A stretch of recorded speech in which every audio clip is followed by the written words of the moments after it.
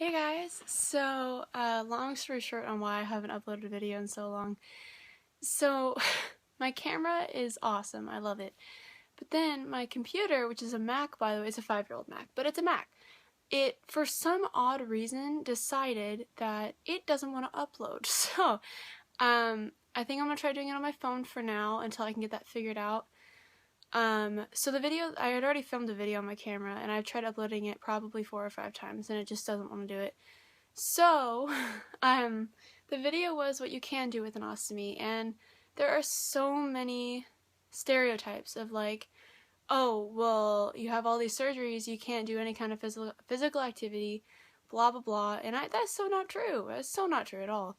And frankly, I mean, my doctors told me this, they told me that, and I've seen other ostomy channels, and it's like, see, like, I don't believe that stuff until I do it for myself. So, I'm like one of those people that says, if it says like don't touch hot, I touch it and then it's like embedded in my head like don't touch it, it's hot, you know? So, yeah, I'm one of those stupid people that likes to touch stuff when they're told not to. So yeah, my childhood was fun. So the things that you can do with your ostomy, it's limitless. You can do so many things. As I've told you guys before, I was a cross-country runner. Growing up, I did soccer, like every year I did volleyball, beach volleyball, and indoor volleyball. I did softball like 1 year. All of this was while I was actively sick, by the way. Because when I was 8, I got diagnosed, so there was a lot of stuff I did while I was sick, and I wasn't always flaring, but it was hard, I will admit. So if you're one of those people like soccer or, like an intense sport that's like one-on-one, get a stealth belt, because I know that they're kind of expensive, but if you're gonna play soccer, it's a good investment.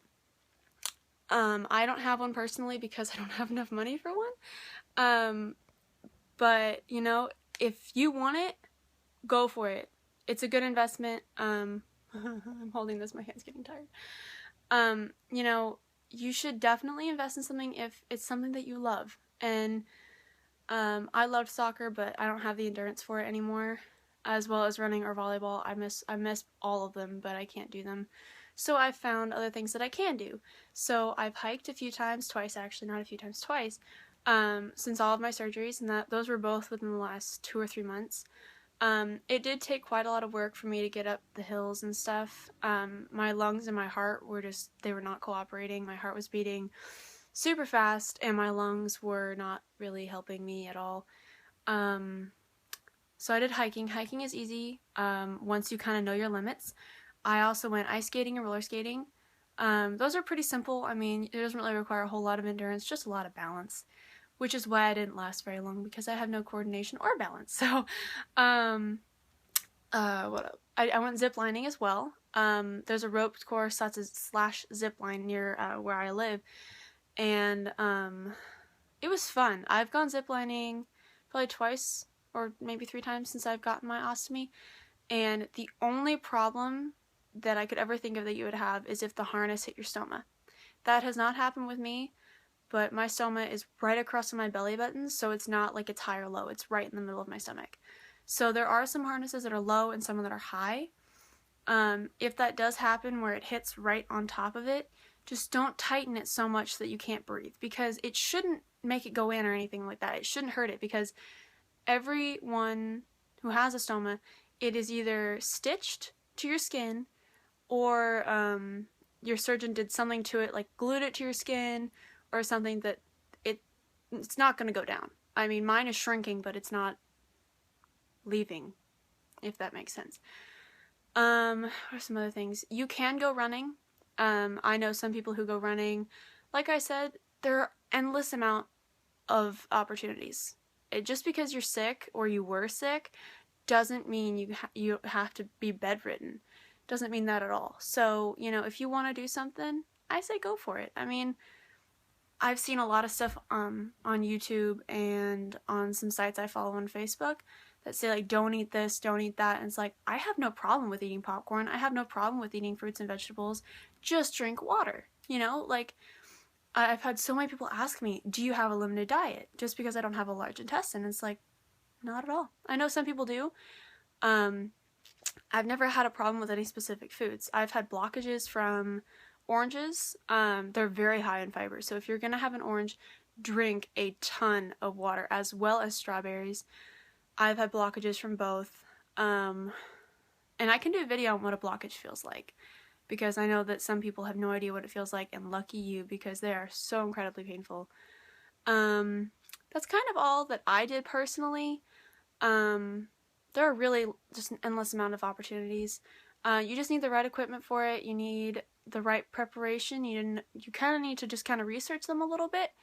And if you do have a problem with the harness and they want you to keep it super, super tight and you're not comfortable with it, tell them what you have and they might have a different harness. I'm actually going to Seattle next month, and it's going to be my first time flying. So I'm kind of nervous about that, but I'm excited. It'll be a fun experience. So I'll probably do a video on that too, because there's not very many on YouTube about that. So that's pretty much all I have to say. Oh, and you can work. You can work. I know some people are physically exhausted and they can't do very much overtime. There are computer jobs, desk jobs, phone jobs. You don't have to do much physically. I know that the 2 jobs I have right now are pretty physical. I have to get up a lot. I have to stand. I have to talk. You know, it's a very interactive employment, I guess you could say. I mean, there's really, I know I've said this like 3 times, you have so many things you can do. The world is your canvas. Just go out there and do whatever you want. Unless you know for a fact that your body cannot take it, there's no reason to not try it. I've had a lot of people ask me, like, how you can do all this stuff. And it's just a matter of getting yourself back to that physical state of when you can do stuff.